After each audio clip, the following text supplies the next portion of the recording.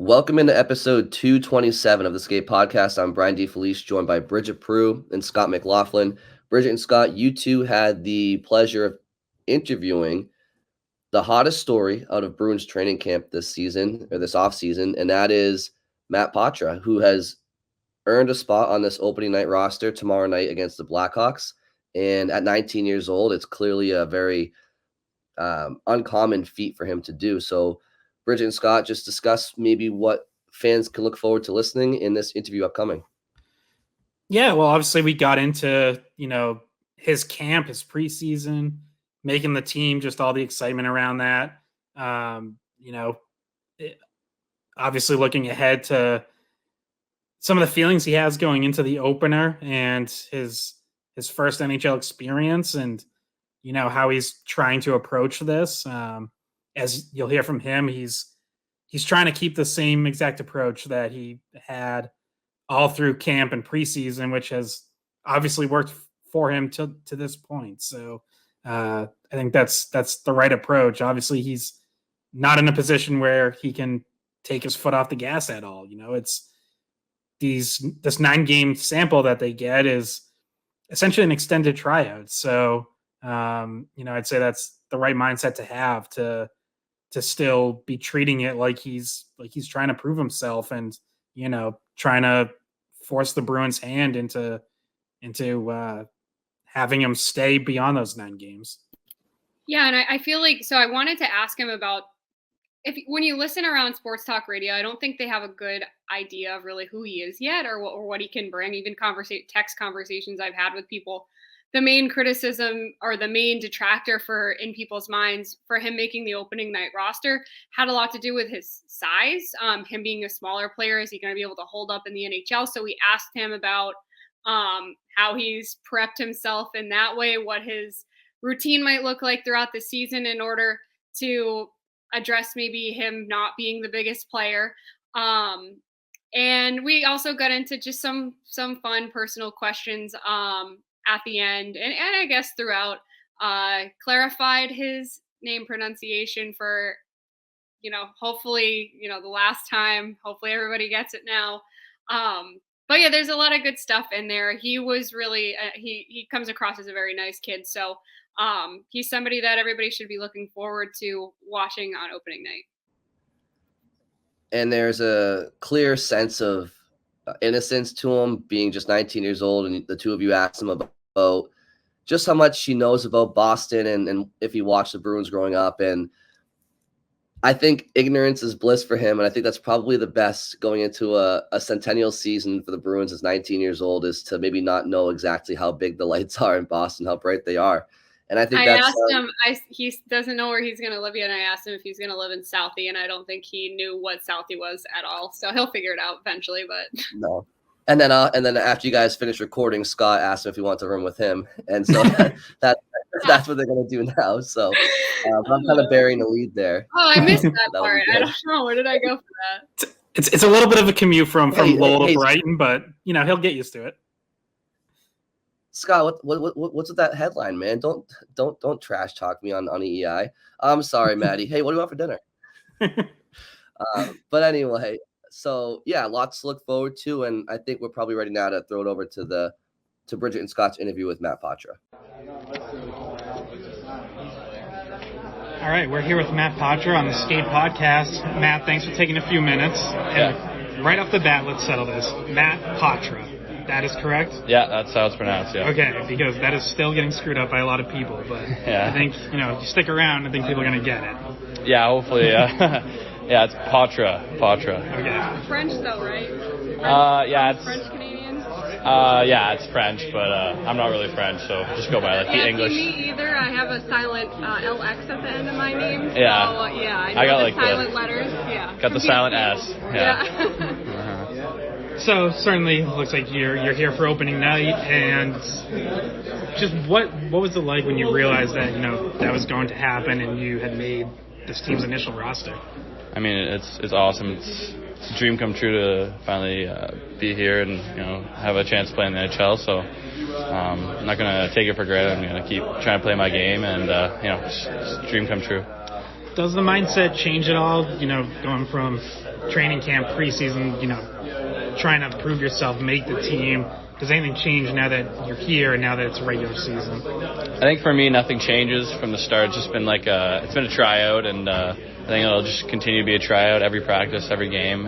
It's for me, it's just I want to be here all year, so trying to make a good impression every time I'm on the ice, and hopefully get to stick around for the year. Do you think it helped you at all that you had relatively low pressure on you coming in? Expectations were kind of low, and then you were able to move the bar higher?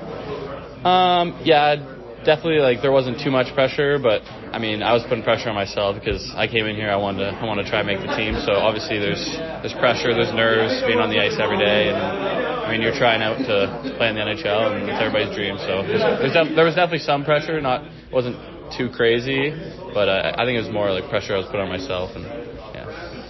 Was there a moment where, I don't know, a come to Jesus moment, or where things clicked and you felt like, I can really do this, I can play at this level? I think maybe just the first preseason game, kind of just scoring. That really is just a big confidence boost, and kind of helps you feel maybe I can kind of stick here, and maybe that I belong. And I think that just kind of went a long way, where it's I'm coming on the ice, I'm playing confident. I know I can kind of play at this level, so just maybe the first couple of shifts of that game, just getting the puck in the net and getting a lot of touches on the power play and stuff like that.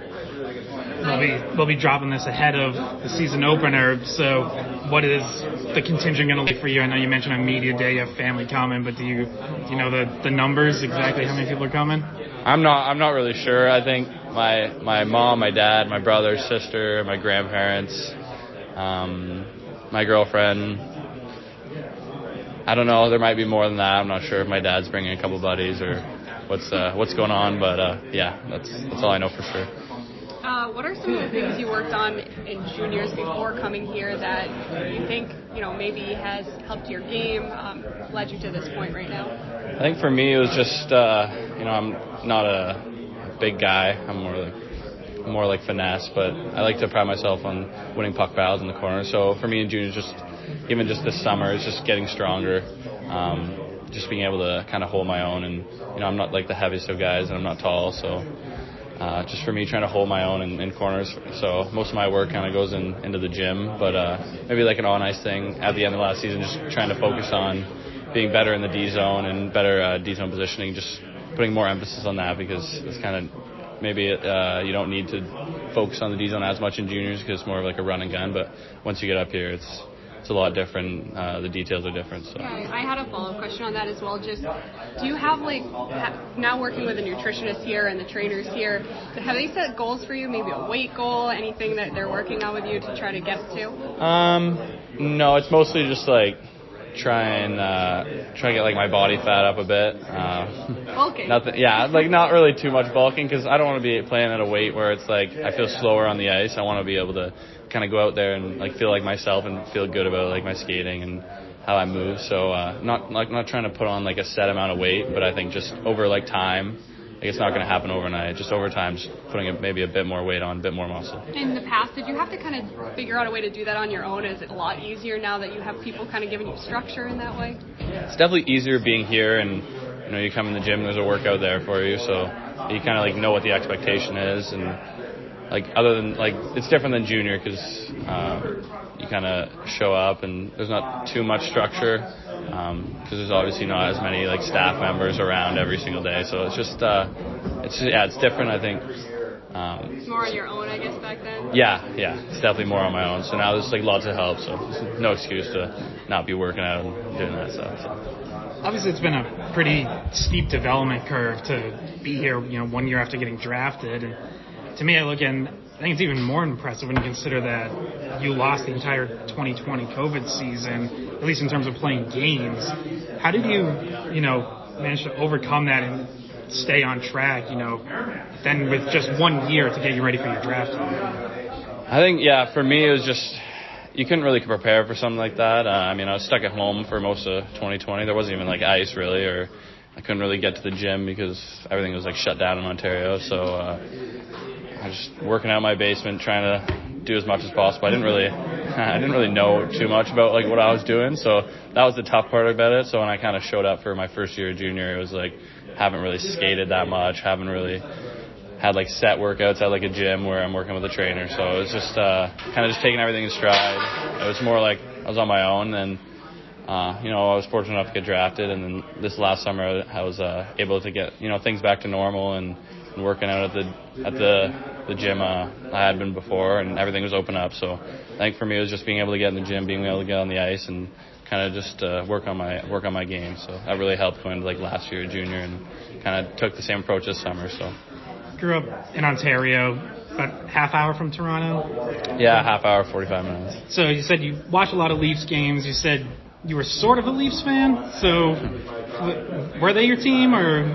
When I was like really young, I was a Chicago Blackhawks fan. Okay. So I had Jonathan Toews jerseys in my room, and I was a huge Hawks fan. And then kind of as I got older, and the Leafs kind of were like a younger team, and like lots of excitement with like Matthews and Marner and Nylander, I kind of got into watching them just because they're so close and get to go to the games every once in a while. So it's just like it was an exciting time in Toronto. So I was like, my mom was a Leafs fan, like my nana was a Leafs fan, and then I kind of just got into it because the games are always on TV, and when they're in the playoffs, me and my buddies would like get together and watch the games. So it's just I don't know, it's like it's convenient, it's close, and they've been good the last few years. So Coach just mentioned that you've become adept at the D zone, and you explained you have high hockey IQ. Is that something that people have told you throughout your growing up, being able to think the game quickly, having a high hockey IQ? Yeah, I think for me it's always been, I've kind of relied on hockey IQ and compete. So that's kind of been my way of like getting around and improving on the ice. So I think it all starts with like a high hockey IQ, and then you can kind of just adapt to different systems and play with different players. So yeah. I'm sure the answer is probably a little bit of everything, but what are you working on, focusing on in your game, in these practices leading up to opening night and as you get more time with this team? I think, again, it's just building confidence and, playing against these guys every day, you're gonna get better because they're the best players in the world. So I think for me it's just getting comfortable out there, and it's different systems, getting used to a new team. So it's just trying to simplify things and just keep working on like D zone systems and neutral zone and stuff like that. I know it's 100 miles an hour going through all this, making the team now, getting ready for opening night. Have you allowed yourself a few moments to take a deep breath and kind of let it sink in? I don't think so. I think just trying to focus on one thing at a time. I think if I started dwelling too much on like, I'm playing tomorrow, I'd just get in my own head. I'm obviously a bit nervous for tomorrow night. It's like nothing I've ever done before, and it's gonna be awesome when I get out there, and the nerves will fade away after the first shift. But yeah. I know you said that you do not have a figured out living situation yet, but does the team help you with something like that? I've always been curious, like, do you have to figure that out on your own? Is someone there to help you? Maybe have roommates or someone inviting you to stay with them? Oh, I think the team's definitely gonna help me figure that out. I mean, I'm a young guy. I don't really. It's like my first time kind of just being out. Like in juniors we have billets, and other than that I've just been living at home. So I think the team will definitely help me out with. Are they gonna put you in Southie or something? I'm not totally sure yet, but I'm gonna be in the hotel for now until we kind of figure out what's going on for the rest of the year. So yeah. Okay, we like to wrap these up with non-hockey questions. So we learned on Media Day that cooking, not one of your hobbies. Mm-hmm. So what are your hobbies? What do you like to do when you do have some downtime? For me, it's just hanging out with my buddies. I like to play like any sport available. Like, growing up, like just in school, I played every sport. So whether it's like, organizing a basketball tournament or going to play pickleball or tennis or, like any sport, it's kind of what I do. So, yeah. Bridgette, anything else? No. I think we're good? Because I don't think you know much about Boston yet. Usually we ask questions like, where's your favorite place to go eat? But I feel like you're still learning all that I don't know, stuff, I don't know much about Boston. So you're going to need to figure out where you live first and then find out what's close to that. Yeah. That's good. Yeah. I was going to say, normally a Patriots game is like somewhere on that checklist, but they're not. I went to one last year. They didn't win, but. Yeah, I was going to say it's a cool atmosphere though. There's not a lot that they've been winning, unfortunately. No, not recently. It's really cool atmosphere when we went last year, but yeah. Oh, have you been to Fenway yet? I've been to Fenway a few times. Like development camp, we went to Fenway and watched the game. So yeah, it's a really cool stadium. All right. Thanks a lot, Matt. Yeah, Good thank luck. you. Yeah, thank you. All right, welcome back. Thanks again to Matt Poitras for sitting down with Bridgette and Scott after practice on the eve of his NHL regular season debut. Bridgette and Scott, a lot of good conversation there. What was the biggest thing that stood out to you in sitting down with Matt? Well, one thing, and I kind of mentioned this before, but him trying to keep the same exact mindset he's had through camp and preseason. And when I asked him, like, has he even allowed himself a few moments to sort of take a deep breath and appreciate this? And he says, no, not really. And, I guess I just hope at some point tomorrow, pregame, warm-ups, whatever it might be, like I hope he does kind of allow himself that moment just to soak it all in. So, it's clear he has sort of the right mindset and that determination to not get comfortable or feel like he's accomplished anything yet. But at the same time, it's like he has accomplished something pretty impressive, to go from not really being on anyone's projected opening night lineup to winning a spot there as a 19-year-old. So maybe it'll take a while for that to settle in for him, but hopefully he at least gets a chance to soak some of it in. Yeah, and I think he gave the reason that he already thinks he'll be nervous, so he kind of just doesn't want to think about it that much, so that he can keep himself more calm going into it, which makes sense. So I mean, it was a great interview. He was with us for a little bit longer, I think, than we were slotted to talk to him, but he was very nice about it. And my main takeaway would just be that he's optimistic about the season, and I'm very optimistic for what he can do. He's got the right mindset. He is on the right path physically with what he's doing. He said they want him to gain body fat. I wish anyone would tell me that. I needed to put on weight, but so his plan is to get bigger throughout the season. His age doesn't seem like it's going to be a huge factor because he's already thinking the game at such a high speed. I talked to him a little bit about the hockey IQ there at the end, and he said that has given him a step up in the past against other players. So we'll see if that translates into the NHL. Well, Bridgette, we haven't told you this, but I guess I'll break the news now. We are doing a skate pod weightlifting competition in December. I'm going to crush the shit out of you. I'm going to win that so easy. So you might want to start bulking at some point. Oh, I've been bulking. That's my problem. So, yeah, great takeaways. And, for me, it was when you guys were discussing, or Matt was discussing with you guys that during COVID, there was an issue with, not being able to play an entire season. And, in Ontario, it was pretty much locked down, and he just couldn't really get any ice anywhere. And he was just working out in his basement and trying to stay fresh. But, in that short amount of time to go from not playing an entire season, to getting drafted and just being at the NHL at 19 years old, it's with missing an entire year of playing games. That stood out to me as just somebody who's just, that's a special player. It's a special talent. I mean, that's just, that stood out to me for sure. So it makes you wonder, maybe now he missed that season prior to being drafted, or just, yeah. So it makes you wonder, like, maybe he wouldn't have gone so under the radar at the NHL draft to fall to Boston had that not shaken out the way that it did. So I don't know. Very fortunate for the Bruins to get him where they did, and it looks like they found a diamond in the rough. So that was my biggest takeaway, was potentially not playing an entire season at 17 years old. Maybe he went under the radar a little bit with other NHL teams. Yeah, I kind of forgot too, like, how much more lockdown Canada was. Like, it was something that Scott brought up, and it jogged my memory, because I did have friends in Canada, and they told me they were not allowed to do literally anything. And he said he couldn't even go to the gym. He had worked out in his basement. So he put a lot on himself, and he didn't have any help at that time. So his own motivation is what got him to this point.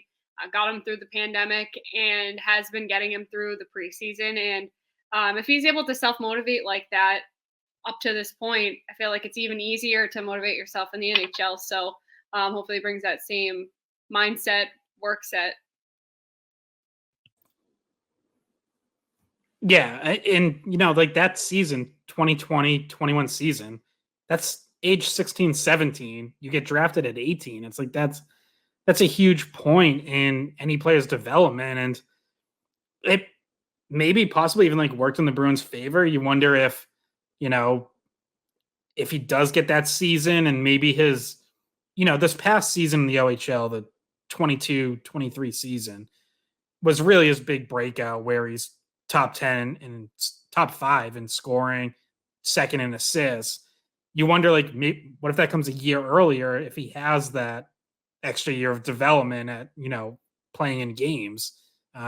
Maybe he goes higher than the second round and he's not there when the Bruins pick. They did not have a first round pick that season. So, you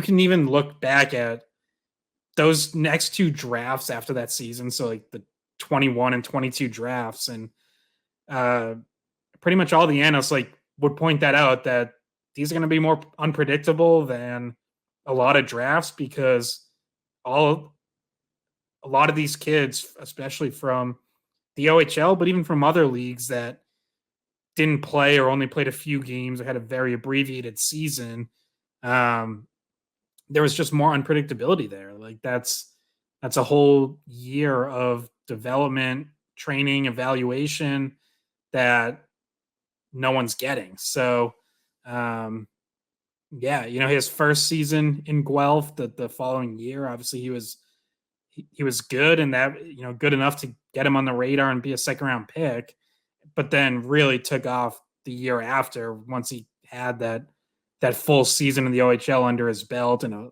full summer of regular training. And now you see where it's set him up now, where he's, at least made the push for opening night and this 9-game sample, and possibly even more than that. Bridgette and Scott, that begs the question, and there's a few that we wanted to get to here in what would, I guess we'll call it, season preview episode part 2, maybe, because we did have a couple of bonus content. Yeah. some bonus content, yeah. As it pertains to Poitras, we talked a lot in the offseason, going to a season where we think it's going to be Coyle and Zacha as your number 1 and number 2 center, and in the wake of Bergeron and Krejci retiring, and the sentiment was good enough to compete, not good enough to contend, and that the Bruins, at least at center, and the Bruins would probably have to address a number 1 center, or at the very least a bona fide number 2 center down the line through trade, free agency, whatever, outside the system. Does Matt Poitras' impressive camp and emergence as a potential top 2 center, and certainly a future top 2 center, does that change the Bruins' need to acquire a top 2 center outside the organization in the near future? It certainly could. I think what it does is it buys them time to see what they have. And this is why, or this is part of the reason, I'm not going to sit here and pretend I expected Poitras to make the opening night roster, but if you remember during our offseason podcast, when we were talking about, what the hell do they do? I said, I thought their options this summer going into the season were very limited. So I was okay with rolling what you have, seeing how the year goes, even reevaluating mid-season if you have to. And part of that was see how some of your younger centers develop, whether that is Poitras, who obviously I thought was going to be in the OHL again. Now he's starting the NHL. Whether that's Merkulov in either Providence or potentially Boston. Brett Harrison's going to be a first-year pro in Providence this year. So that was part of the patience as well, was I didn't think the perfect solution was out there, certainly not for a reasonable cost.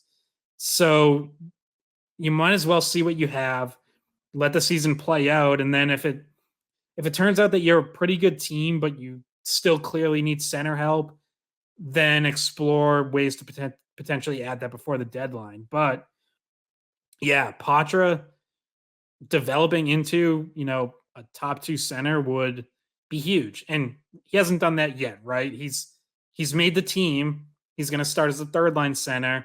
There's still a lot for him to prove. So like, let's not get too far ahead and right, like I'm not going to sit here and look at Poitras and Zacha and be like, well, it's all solved, all done. Here we go. Like they're your top 2 centers of the future. But if things go well for both of those guys, that could be the plan. Like if Zacha continues to improve on last season and really adapts well to a full season at center, if Poitras keeps getting better and sticks in the NHL and shows upside going forward, where potentially he's a number 2 center as early as next season or maybe even some point this year, it's like, wow, that certainly goes a hell of a long way towards answering all of those questions. So yeah, it certainly lessens the need in the immediate future.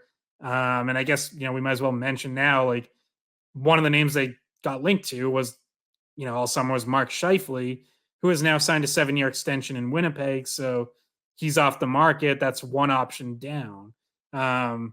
There's no guarantee there's going to be a great option there before the trade deadline next summer. So the more that you can solve this internally, just the better off you're going to be by far. Well, yeah, Scott, you kind of just took what I was going to say as well.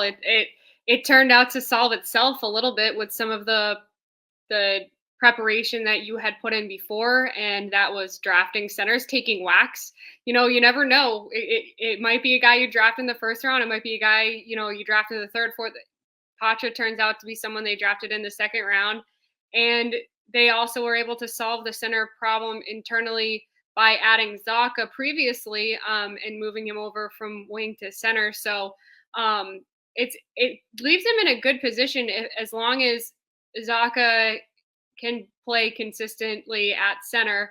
And Poitras, even if he just holds up the way he's been playing through preseason and logs good minutes and shows good upside in a third line role, though I do think he could end up in a second line role, it relieves the need to target a center aggressively, and maybe it leaves you open to other options at the trade deadline. Maybe you're looking for, if you're a buyer, maybe you're looking to add another winger for Poitras on the third line. Say it would benefit him to have a good scoring winger, maybe someone that is a little better at it than Geeky. If you really think you're going to be a playoff team, maybe it gives you room to add something else, or in the off season, maybe that becomes less of a need for you.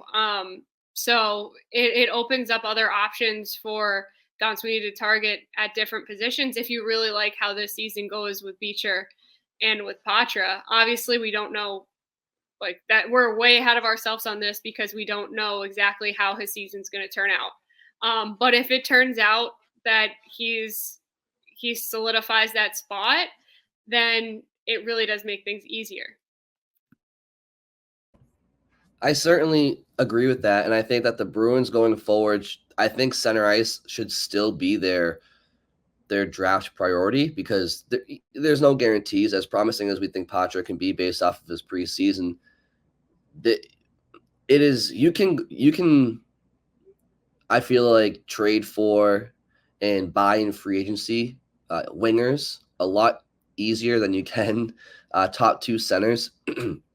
So I think that that should still be a priority, but I do think Poitras has been a very, very important development, and certainly considering that you haven't even played a regular season game yet without Patrice Bergeron and David Krejci, for it to happen that quick, at least have a promising future, maybe even present top 2 center is a very, very incredible development for this team. So Bridgette and Scott, one question we didn't get to last episode pertaining to the Bruins' upcoming season is, what defines a successful season for them this year for you guys? I mean, obviously this time last year, they were starting without Martian and McAvoy, and it was like, tread water. That was the term used ad nauseum, and till they get healthy and try to sneak your way into the playoffs and see what happens. And then as the year went along, it was very quickly cup or bust. Certainly at the trade deadline, certainly entering the playoffs, it was cup or bust. Anything less than the Stanley Cup was a failure. So clearly they failed last year. And when I ask this question, it's easy to sit there and say, well, the goal for every team is to win a Stanley Cup. But if you take a closer look at each team, they're all in different situations in their development, in their roster structure and building. So I ask you guys now, the Bruins lost a lot of key players from last year. They've also gained some players in free agency and a couple of younger players they've drafted in Beecher and Poitras and eventually maybe Lohrei. This team is still competitive. What defines a successful season for the 2023-2024 Boston Bruins for each of you? I would say the bare minimum is make the playoffs. As we talked about on our preview episode, we all still think they're a playoff team. In fact, we all picked them to finish second in the division. We threw out a poll on the Skate Pod Twitter account, which people should keep an eye out for more of those at the Skate Pod on Twitter. We'll throw up more pods related to episodes, kind of trying to get some feedback from listeners. And I just posted as, where do you think the Bruins finish? Win the division, second or third in the division, fourth/wild card, or miss the playoffs. And the most common answer agreed with us that it was second, third in the division. And over 90% had them making the playoffs. Very small percentage said miss the playoffs. So I think that's fair to start there. And then I didn't know we had Leafs fans following the Skate Pod. And then from there, like, if you can win a round, obviously that to me makes it, as we're looking at this before the season, I think if they win a playoff round, that makes it a successful year because, while this is sort of a transition year and maybe just making the playoffs is enough and helps, especially if you have some younger players in the lineup, helps get their feet wet. Winning a round, going further than last year, avoiding going 3 straight years of first round exits, like, I think that's important. I think that's something they could really feel good about and start to build on, where it's like, if you lose in the first round again, now you've done that 3 years in a row. And even though this is a new team and kind of a new era, you still, you don't really want that attached to you. You don't want to be the team that, now people start wondering, is that all you are? Can you get out of the first round? Like, for years under Cassidy until his final season, it was always, well, they're going to at least win a round. And then, you hope they do more than that. Obviously, they had a bunch of second round exits in the one cup final run. But I think if you can get to the second round with this team, that to me would sort of start to feel like the 17-18 team, where they got to the second round and then lost to the Lightning. But at least it was something to build off. And then obviously that next year in 19, they make a deep run. Yeah, I agree that on a macro scale, defining a successful season for Boston would be making it out of the first round. I don't think that the expectations are cup or bust at all this season. So make it further than last year. Maybe make up a little bit for that embarrassing ending of the season. On a micro level, I think that defining a successful season would be seeing growth from those younger players, is seeing either, and I include Lohrei in this conversation, seeing one or all of them make progress and really make the case to stay in an NHL role for the foreseeable future. Also on a micro level, a successful season for them would look like getting the kind of goaltending you got last year. It'd be hard to beat considering the Vezina season of Ullmark and just the shared combination of great stats between him and Swayman last year. But that would be really the start of a successful season coming from the back, right? Goaltending, solid decor again, and just hoping that guys who are young are able to really catch on with the team. And you know that at the end of the year, the post-mortem of the season episode will probably have comments like, negative ones. Oh, they should have gone farther. Should have been trying to make it all the way to the Stanley Cup. But then we'll have our more optimistic viewers commenting that it was just a good season to see development, and having a little bit more of a positive outlook for next season when they have a little bit more cap space, and when if they were able to see that they solved that problem at center a little bit. So on a macro level, making it out of the first round, on a micro level, seeing the development that you want to see. And maybe getting Jake DeBrusk re-signed. I don't know. That could be part of it. Just having a better idea of what your future looks like, right? About what that next core looks like, and having there be hope in that. Yeah, I'm in alignment with both of you on everything that you said. I think missing the playoffs is a failure. This team is too good. Even though it's a very competitive division and a very competitive conference, this team is far too deep, especially on the back end and goal. And honestly, I mean, yeah, like they're deep up front too. More so than other teams, I would say. I mean, like center ice clearly has been in a position of need all offseason. We've said Coyle Zach is not ideal, but Poitras a nice development, and there's enough there. Okay, so this team is too good to miss the playoffs. That's a failure. Making the playoffs should be the bare minimum, which is a phrase that Scott just said. And yeah, I think winning around, as Bridgette said, going further than you did last year is a success. So I think another success is this team proving to themselves that they're good enough to make the playoffs without the leadership from Bergeron and the playmaking and defensive awareness from Bergeron and Krejci to make the playoffs without your top two centers from the year prior, without going outside the organization to fill those roles is impressive. I don't think a lot of teams could do that.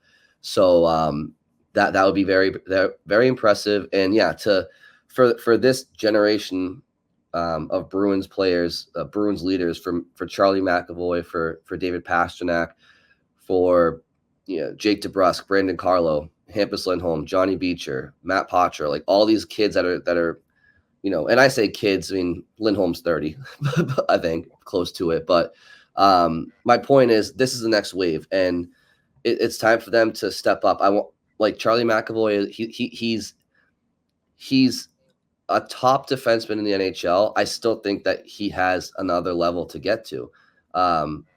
Offensively, I think he could be a little bit meaner game in and game out. And he's already one of the best defensemen in the world. So I want to see him take that next step. David Pastrnak. Scott, I believe you were in the scrum. Somebody asked him, how do you improve upon a 60-goal season?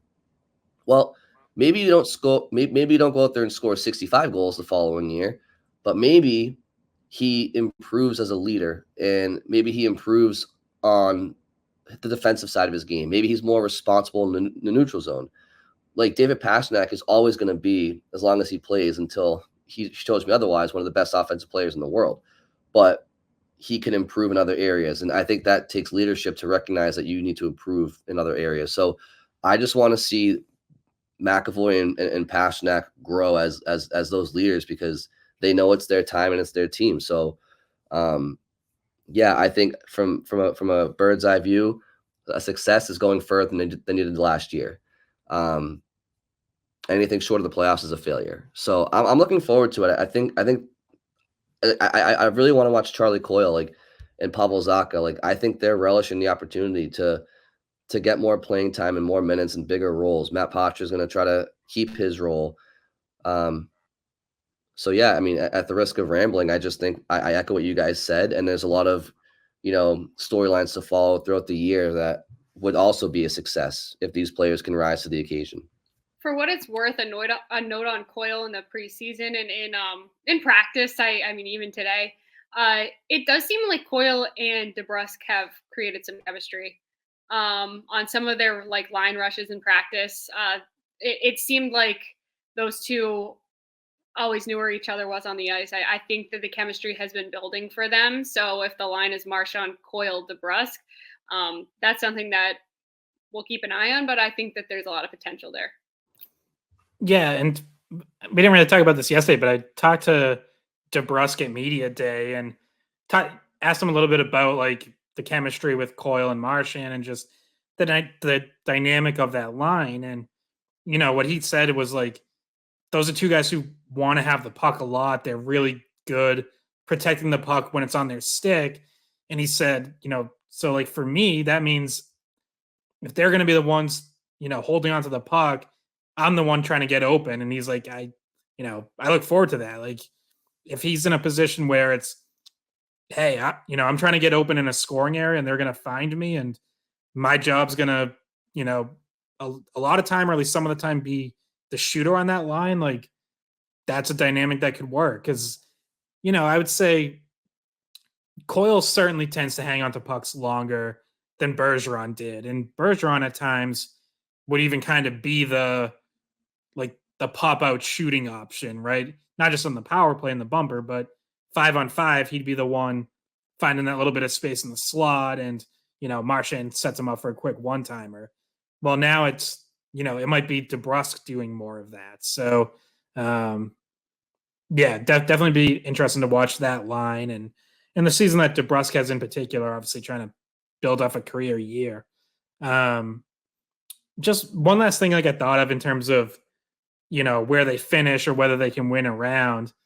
Sort of like another way to frame it is what that means just within the division and sort of how you can feel against that competition. Because if you finish second or third and you win a round, that means you're one of the top two in the division. That means you're, competing for that chance to go to the conference final, which potentially means you've gotten revenge on Florida or at least gone further than them. And you can start to feel like, okay, we actually are a better team than them, no matter what happened last year. If you go further than Tampa, all right, these are two teams who had to take something of a step back just because of their cap situation. We didn't take as much of a step back as they did. If you're ahead of Buffalo, Ottawa, Detroit, you go further than them. Hey, you know what?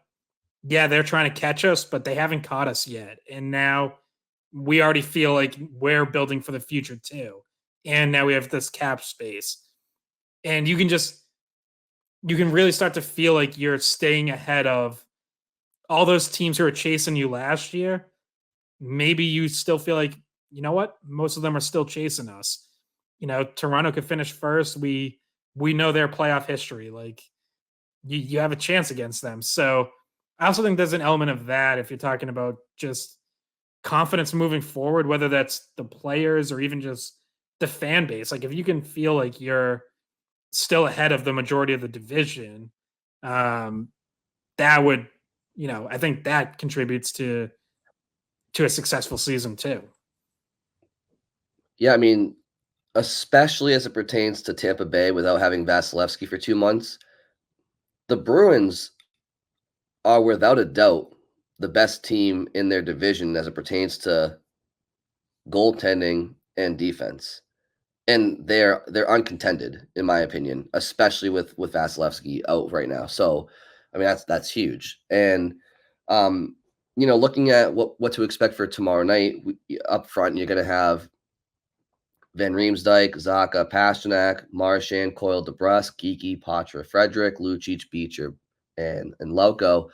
The one name I didn't mention is Danton Heinen, who is still floating around out there on the ice. And the intention is that the Bruins are going to just try to be patient and try to maybe get him under the cap at some point in the coming weeks. Scott, is that what's going on with Heinen, or is there something else to play with him not being officially signed heading into opening night?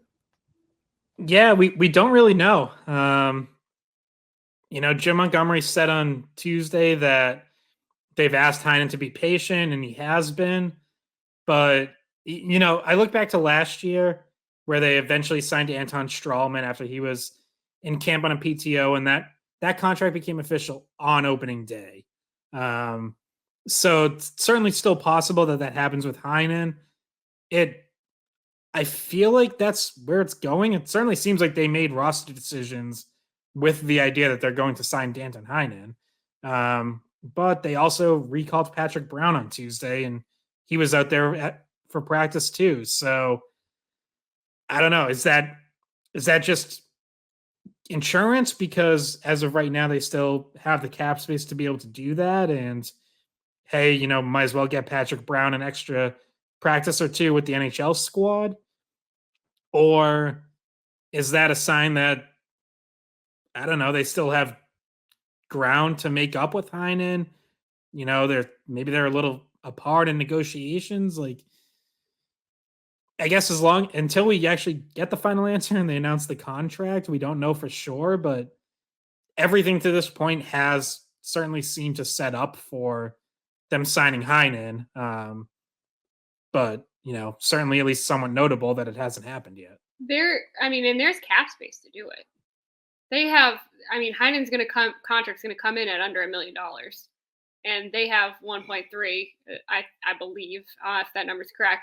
1.3 before the Brown call up. So as long as you send Brown back down, then yeah, it's 1.3. You should be able to get it in there. I don't know why they wouldn't send Brown back down. But yeah, you have space to do it. And correct me if I'm wrong, he can't practice with the team until he has a contract once the season starts. So theoretically, they would want to get it done before the season starts. I think he can. He can? As long as he's open to it, because I believe that's happened in the past. Like, I think someone brought up the example of, like, I think Lee Stepaniak at one point was practicing with them while he was still on a PTO or something. There was the whole Tuukka Rask situation a couple years ago where he was practicing without yet being signed. So I think there's some wiggle room there, but it certainly would be odd if he's with the team past opening night and still doesn't have a contract. Like, I don't really get what the hang up would be that would lead to that. Yeah, and how patient can you ask him to be, right? Like, you can't ask him to, hey, wait a few games into the season, we'll see if we can find space. Like, no. Yeah, well, if no one's really, calling him either, he might not really have a choice. Might be the only option out there is Boston or, Europe or something. I don't know. But that sort of feels like an unnecessary game of chicken, though, where it's like, you don't really want to do that because it's like all it takes is, some team out there has a third line and go down on opening night and says, "Hey, Danton, how's 1.1 million sound?" And he says, "Yeah, you know what? The Bruins are kind of like jerking me around. It's kind of weird. Sure, I'll sign. Here we go." Yeah.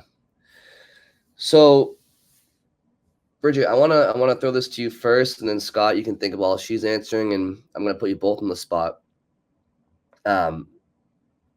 Do you have any early candidates in mind? And you probably haven't even thought about this, so that's why it's kind of, like I said, I'm putting you on the spot here. But for a 7th player award this year, recipient, and I feel like there might be an obvious answer. Although now that everybody expects Poitras to be the best player in the league next to McDavid, the expectations are already sky high. So, are there any fun candidates for you guys to maybe for a Bruin who might exceed fan expectations by season's end? This is always a weird award, and it's like, do we avoid giving it to someone who has won it previously, like recently? Like, it's been won by Jeremy Swayman before. It's been won by Jake DeBrusk before. It's like, so Swayman would be an obvious one because he's not the starting goalie theoretically, so he's, the 7th player, quote unquote. There's guys that have been around too long for you to give it to them, even though they're not, on technically the first line. So I guess it does kind of leave us with some of the young guys, right? That leaves us with Poitras, or maybe could you even consider James Van Riemsdyk? But even though he might be playing on like what you could consider the first line, I don't know. It really is subjective, but I think a lot of people don't really know who James Van Riemsdyk is, and maybe will be pleasantly surprised by him. So maybe he gets votes. It also is kind of it's a little bit of a popularity contest because it's voted by the fans. So if Poitras has a good season, I think it's going to him immediately. So he would probably be the number one guess. But yeah, it's kind of a limited pool of people you can choose from. Yeah, Poitras is the obvious one. One of a bold prediction I threw out on Twitter last week is James Van Riemsdyk scoring 30 this year, which I don't know if I 100% believe that, but I've just had like this gut feeling that he's going to have a much better, bigger season than I think people are expecting. And he's starting on the line with Pavel Zacha and David Pastrnak. So he is certainly going to get chances to score goals. And I think if he scores 30 or anything close to it, then yeah, he's definitely going to be in the conversation for seventh player. Because I think Bruins fans for the most part probably know who he is just from facing him with Toronto and Philly for so many years. But no one's really expecting like a great season out of him. I mean, he had 12 goals last year. So if he's like, increasing that total by 250%, I think that's going to certainly exceed expectations, which is obviously part of the seventh player award. Yeah, I think, Bridgette, I feel like there's actually a good amount of competition or candidates for it this year because there's been so much turnover on the roster. I think JVR, first of all, Poitras, yes, he's the obvious. If he has, half the season that people think he may have as far as an impact player. Can you give it to Lucci? Well, if Lucic goes out there, 9 years after playing for Boston and scores 30 goals when he only scored 30 goals once, and it was back in 2011, but Lucic is not scoring 30 goals. I was gonna say if he records 30 fights, then he's gonna be a unanimous selection. Exactly. Poitras, he's an obvious candidate. JVR, yeah, I think people know who JVR is. I just think they don't have. I think they think he might be a little bit washed up at this point. I think people remember him from his Philly days, and that was already 11 years ago. And but I don't know if they know exactly what he's capable of doing at this point in his career. So insert him with Zacha and Pastrnak, and he could be primed for a big year.